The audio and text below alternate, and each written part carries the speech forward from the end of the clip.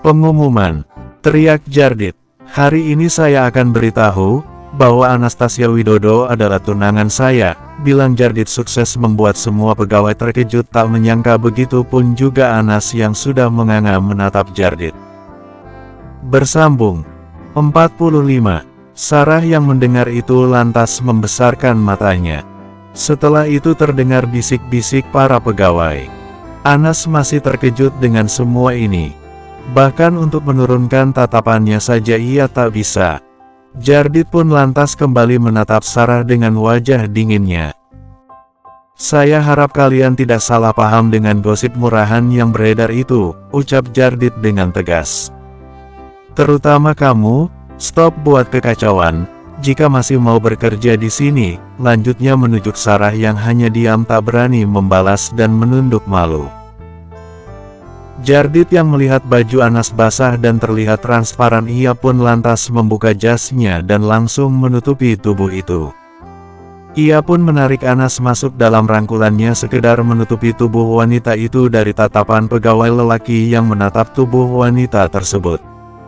Setelah itu ia bergerak membawa Anas keluar dari kantin dengan pasang mata yang kini menatap dengan tatapan yang masih tak percaya. Semua itu membuat Anas semakin menundukkan wajah dalam rangkulan Jardit. Betapa ia sangat malu dengan semua ini. Dan juga betapa ia sangat terkejut dengan pengakuan Jardit tadi. Ia coba menatap Jardit yang masih diam dan merangkulnya dengan sangat erat. Jardit, baju kamu jadi kotor, bilang Anas saat tatapannya kini melihat baju putih Jardit yang ikut basah. Jardit tak membalas ucapan Anas dan terus berjalan. Melihat itu Anas kembali terdiam mengikuti langkah Jardit yang kini sudah memasuki lift khusus dan memencet tombol menuju basement gedung. Masih dengan rangkulan posesif di pinggangnya, Jardit dengan tergesa membawa Anas menuju mobilnya dan membukakan pintu mobil itu untuk Anas. Kemudian Jardit berlari menuju pintu kemudi mobil lalu menjalankan dengan raut wajah yang masih terlihat menahan emosi. Sepanjang perjalanan Anas tak berani buka suara, apalagi tentang pengakuan Jardit tadi. Sekarang ia lebih memilih memeluk tubuhnya dan semakin memegang erat jas Jardit untuk sekedar mengurangi bau yang cukup pekat ini. Kini ia melirik menatap Jardit berkali-kali, memastikan jika lelaki itu sudah menghilangkan raut emosi yang sedari tadi lelaki itu tahan. Tiba-tiba ia menjadi tak nyaman saat bau yang berasal dari bajunya kini semakin tercium. Dan, dengan hembusan nafas tenang, Anas mencoba memberanikan bertanya, sekaligus memecahkan keheningan yang sedari tadi begitu terasa. "Kita mau kemana?" tanya Anas gugup. "Ke rumah sakit," jawab Jardit singkat, dan semakin menancap gas pada mobilnya. Mendengar itu Anas lantas langsung menolehkan kepalanya menatap Jardit. "Itu, aku gak apa-apa Jardit, gak ada yang sakit," bilang Anas dengan kikuk. Jardit mengurangi kecepatan pada mobilnya dan kembali menatap Anas dengan tatapan khawatir. "Bener kamu gak apa-apa?" tanya Jardit memastikan, mengingat jika tubuh wanita itu terkena kuah sop panas. "Ya aku gak apa-apa kok," jawab Anas sembari menganggukkan kepalanya dengan pasti. Dan tersenyum setelah itu. Jardit menghela nafas melihat Anas berbicara dengan sangat yakin, membuat dirinya kembali tenang, lantas ia pun menormalkan kembali emosi yang sedari tadi ia tahan. Lalu ia belokkan mobil hitam tersebut ke sebuah mall yang cukup besar. Setelah mendapatkan tempat parkir, Jardit keluar dari mobilnya terlebih dulu. Anas yang masih bingung dengan Jardit yang membawanya ke sini, sontak ikut keluar dengan raut wajah yang sudah bertanya-tanya. Jardit melangkah menghampiri Anas sembari menggulungkan lengan kemeja putihnya, dan langsung menatap Anas. "Ayo," ajak Jardit tak menghiraukan raut wajah Anas yang sudah bertanya-tanya. Mendengar itu dengan refleks Anas menarik kecil kemeja putih Jardit, dan berhasil membuat Jardit menatap dengan alis yang sudah terangkat. Anas menunduk menatap penampilan yang sangat kotor. "Aku malu," lirik Anas. baju aku kotor. Aku tunggu sini aja ya, pinta Anas sembari mendongakkan wajahnya tersenyum simpul. Jardit mendengus halus. Ia majukan badannya menghapus jarak. Dengan satu tarikan ia kancingkan jas tersebut menutupi baju yang terkena noda. Saya kesini mau cari baju buat kamu, Anas jawab Jardit.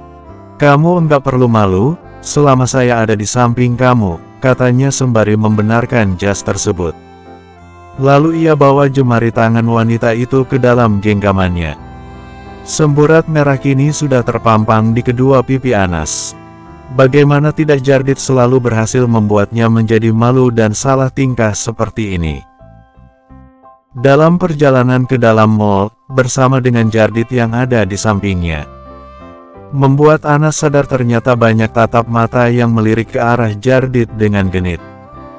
Melihat itu dengan berani Anas merangkul tangan Jardit dan menempelkan badannya dengan sangat dekat. Seakan-akan menunjukkan bahwa Jardit adalah miliknya. Jardit yang melihat tingkah Anas yang sudah merubah posisinya hanya meliriknya sebentar dan melanjutkan langkahnya. Semua itu membuat Anas tersenyum lebar. Ternyata Jardit mengerti maksudnya dan juga lelaki itu tak menunjukkan keberatan dengan semua ini. Langkah mereka masuk ke dalam sebuah store pakaian merek terkenal. Anas yang masih merangkul tangan Jardit, sontak melepaskan saat Jardit sudah berhenti dan menoleh ke arahnya. Pilih baju apa aja yang kamu suka, katanya. Saya akan ke sana, ucap Jardit mengarah pada bagian pakaian khusus lelaki. Anas mengangguk patuh, melihat itu Jardit pun melangkah meninggalkan Anas. Tanpa buang waktu Anas segera memilih baju. Ia juga sudah tak tahan dengan bau yang sedari tadi menempel di tubuhnya ini. Tak butuh waktu lama Anas untuk mencari sebuah baju yang ia suka. Saat melihat baju kaos lengan panjang berwarna coklat dan tak begitu mahal membuat ia langsung memilih dan segera menggunakannya. Baju coklat yang sangat pas di tubuhnya membuat ia tersenyum, ternyata ia masih cocok seperti anak remaja. Dengan percaya diri Anas keluar dari tempat ganti. Untung saja hanya baju yang terkena tumpahan sop. Jadi ia tak perlu repot membeli banyak setelan. Melihat ternyata roknya masih aman. Setelah itu Anas melangkah menuju kasir untuk membayar baju tersebut. Ia pun melebarkan langkahnya saat ternyata Jardit sudah berdiri di sana. Jardit yang melihat Anas yang sudah ada di samping, mendadak mengerutkan alisnya saat wanita itu hanya memilih satu baju yang kini sudah pakai. Kamu cuma milih baju itu, ucap Jardit membuat Anas menatapnya. Iya, aku suka ini, balas Anas tersenyum sembari menatap baju yang sudah melekat di tubuhnya. Jardit masih menatap Anas. Kenapa enggak milih lagi? Tanya Jardit. Baju ini cukup untuk ganti baju aku yang kotor tadi, jawab Anas masih dengan pilihannya. Jardit menghembuskan nafas berat.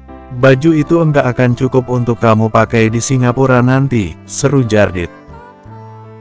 Raut wajah Anas berbuah dan mengerutkan kening heran menatap Jardit. Maksud kamu di Singapura? Tanyanya dengan kikuk tak mengerti. Jardit membalas tatapan Anas. Ya, kamu akan ikut temani saya ke Singapura besok, katanya dengan tenang. Jadi cepat pilihlah lagi, pintanya sembari mengangkat ponsel meninggalkan Anas. Mendengar itu Anas terkejut masih terpaku di tempat. Apa ia tak salah dengar? Bukankah Jardit akan pergi dengan asisten direkturnya? Lalu kenapa Jardit bilang pergi dengannya? Apa Jardit merubah agendanya? Tapi kenapa ia tak tahu? Dan juga bukankah ini terlalu mendadak? Bersambung 46. Butuh 2 jam akhirnya Anas selesai memilih beberapa baju yang akan ia bawa besok. Saat ia akan membayar dan mengeluarkan dompetnya, ternyata Jardit sudah memberikan black card-nya pada kasir tersebut. Anas yang melihat itu pun kembali memasuki dompet ke dalam tasnya. Setelah urusan bayar-membayar selesai, kini mereka melangkah keluar store, dengan Jardit yang kembali menggenggam tangan Anas dengan erat di sampingnya. Anas yang merasakan itu pun memberanikan diri membalas genggaman Jardit tak kalah erat. Sore menjelang, Anas yang sudah duduk di dalam mobil Jardit, terhanyut akan lagu yang tengah terputar dalam radio mobil tersebut. Mendengar alunan musik itu berhasil membuat Anas menutup matanya perlahan. Jardit yang sedari tadi fokus mengemudi dan terusik dengan suara dengkuran halus dari samping, ia pun langsung menoleh dan melihat, ternyata Anas sudah tertidur dengan sangat pulas. Jardit yang melihat posisi Anas terlihat tak nyaman dengan kepala yang sudah miring ke sebelah kanan. Membuat Jardit mengurangi kecepatan pada mobilnya bahkan hampir berhenti. Dan langsung ia mundurkan kursi mobil yang diduduki wanita itu. Lalu dengan perlahan ia bawa tubuh itu agar terbaring dengan nyaman. Ia pun tersenyum sejenak melihat wanita tak terganggu sedikitpun. Setelah itu ia kembali pada posisinya dan lanjut mengendarai mobil dalam diam. Pikirannya masih berkelana di mana untuk pertama kali ia mengumumkan secara resmi, jika wanita ini adalah tunangannya di hadapan orang banyak. Setelah berbulan-bulan ia berhasil membuat rahasia tentang hubungan dengan wanita itu agar tak bocor kepada pegawai kantor. Namun ternyata semua sia-sia tak kala mengetahui wanita itu menjadi bahan gosipan dengan ayahnya membuat Jardit geram. Apalagi melihat wanita itu yang selalu menjadi bahan bulian para pegawai kantor. Membuat Jardit tak punya pilihan selain mengakui status wanita itu. Jika diingat wanita itu juga sudah sering menjadi sasaran empuk oleh orang-orang kantor apalagi para seniornya itu. Mobil Jardit berhenti tepat di depan pintu gedung kantornya. Di penghujung sore ia sampai kembali pada kantornya. Ia ingat saat barang dan tas milik wanita itu masih tertinggal di dalam sana. Lantas ia pun langsung membangunkan wanita yang masih tidur dengan sangat nyenyak di sampingnya itu dengan pelan. "Hai, bangun," ucap Jardit menepuk pelan pundak Anas. Wanita itu menggeliat terduduk dengan wajah yang masih setengah sadar. Anas fokuskan pandangan pada sekelilingnya. Dan membuka mata lebar saat tahu ternyata ia masih bersama Jardit. "Maaf aku ketiduran," bilangnya sembari menoleh ke arah kaca mobil. "Kenapa kita balik ke sini lagi?" tanya Anas bingung. Jardit mematikan mesin mobilnya. "Barang kamu dan saya masih tertinggal di dalam sana," Anas balas Jardit seraya melepaskan sabuk pengaman dan akan keluar dari dalam mobil. Anas yang baru menyadari hal tersebut, akhirnya mengangguk membenarkan ucapan Jardit. Ia pun ikut turun saat Jardit sudah turun dan berjalan tepat di samping Jardit dengan wajah tertunduk. Sore itu banyak pegawai yang turun mengingat jam operasional kantor memang sudah selesai. Anas semakin menundukkan wajah malu saat ingat insiden siang tadi. Apalagi kini ada beberapa rombongan pegawai berjalan ke arahnya. "Mari Pak Jardit," Bu Anas sapa salah satu dari rombongan pegawai itu dengan sopan sembari membungkukkan badannya. Jardit hanya diam tak menjawab. Sedangkan Anas yang sedari tadi menunduk kini mengangkat wajahnya perlahan. Dengan ragu ia pun membalas sapaan para pegawai tadi. Dan setelah itu banyak yang menyapa dirinya dengan sopan, bahkan banyak pegawai yang tersenyum ke arahnya. Melihat itu semua membuat Anas sadar hal ini pasti akibat Jardit yang sudah mengumumkan statusnya siang tadi. Mengingat itu Anas kembali membentangkan senyum lebar. Tak kala ia senang dengan dampak semua itu. Saat akan menuju lift, Anas dikejutkan dengan Sarah yang tiba-tiba menghalangi jalannya dengan bersujud di depan Anas.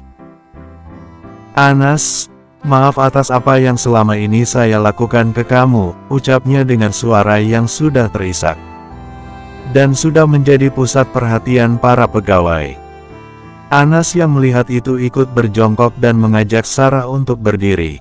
"Bu Sarah, gak apa-apa kok, saya sudah maafin Bu Sarah bahkan dari dulu," jawab Anas dengan suara ramahnya. Sarah yang mendengar itu mendongakkan wajah dengan mata yang sudah berkaca-kaca. "Terima kasih banyak Anas, saya janji gak akan begitu lagi," bilangnya dengan pasti. Lalu tatapannya berganti menatap Jardit takut. Saya juga janji tidak akan buat kacau lagi Pak Jardit, jadi mohon maafkan saya, katanya seraya kembali menundukkan wajah penuh dengan penyesalan. Jardit yang melihat semua itu, menghembuskan nafas kasar menatap Sarah dengan datar. Kali ini saya maafkan, dan ingat semua ini untuk terakhir kalinya Sarah, balas Jardit dengan suara berat nan tegasnya. Sarah hanya mengangguk. Setelah menjawab semua permasalahan tadi, Jardit lanjut melangkah menuju lift. Anas yang melihat Jardit dengan membungkukkan tubuh sopan, ia meninggalkan Sarah yang masih pada posisinya. Lalu ia masuk ke dalam lift menghampiri Jardit. Walaupun sekarang para pegawai tahu akan dirinya sebagai tunangan Jardit, namun semua itu tak membuat Anas lupa akan posisinya di kantor ini. Dan juga bukannya tak ada alasan bagi Anas untuk selalu bersikap sopan dengan seniornya. Asteris. Anas sampai pada kosan dengan Jardit yang mengantarnya tadi. Ia bergerak melangkah masuk ke dalam kamar dan langsung merebahkan tubuhnya. Ia hembuskan nafas lelahnya. Betapa ia lelah dan senang hari ini. Mengingat masalah dengan Sarah yang sudah selesai membuat ia lega dan tak perlu cemas saat di kantor nanti. Dan mengingat tentang pengakuan Jardit tadi, membuat Anas tak henti-hentinya tersenyum lebar. Ia miringkan tubuhnya ke kasur. Ia hirup dalam selimut yang masih tercium wangi tubuh Jardit. Ya Tuhan, betapa Anas sangat menginginkan berada dalam pelukan Jardit malam ini. Senyumnya terhenti tak akal mendengar notif dari ponselnya. Ia ambil ponsel tersebut dan segera membukanya. Lagi, senyumnya kembali terbentang tak kala Jardit mengirimkan pesan sekedar mengingatkan dirinya menyiapkan barang untuk dibawa ke Singapura besok. Setelah membalas isi pesan tersebut dengan semangat, Anas segera menyiapkan barangnya. Bayang-bayang indah dirinya dengan Jardit muncul saat mengingat besok untuk pertama kali ia pergi jauh berdua dengan Jardit. Asteris. Pagi sekali Jardit sudah menjemputnya. Dan dengan sigap lelaki itu menarik koper Anas untuk ditaruh pada bagasi mobil. Melihat Jardit yang menggunakan kaos putih dan jaket hitam, berhasil membuat Anas membayangkan bukankah ia sekarang seperti pengantin baru yang akan berbulan madu. Kenapa diam? Ayo, ucap Jardit menyadarkan Anas dari imajinasi indahnya dan langsung masuk ke dalam mobil dengan salah tingkah. Butuh waktu 1 jam mereka sampai pada bandara, setelah check out dan melewati pemerikasaan di bandara. Kini mereka sudah terduduk di dalam kursi pesawat, dengan Anas yang duduk di tengah dan Jardit yang sudah duduk dekat jendela.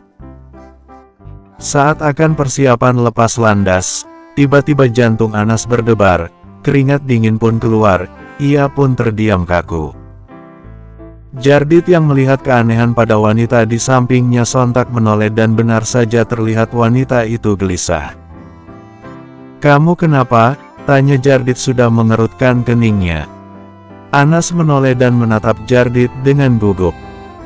"Jardit, aku takut," ucap Anas jujur dengan pelan. "Ini pertama kali aku naik pesawat," lanjutnya sudah menunduk malu. Jardit menghela nafas pelan. "Tenang Anas, saya selalu ada di samping kamu," balasnya. Seraya membawa jemari Anas ke dalam genggamannya. Bersambung.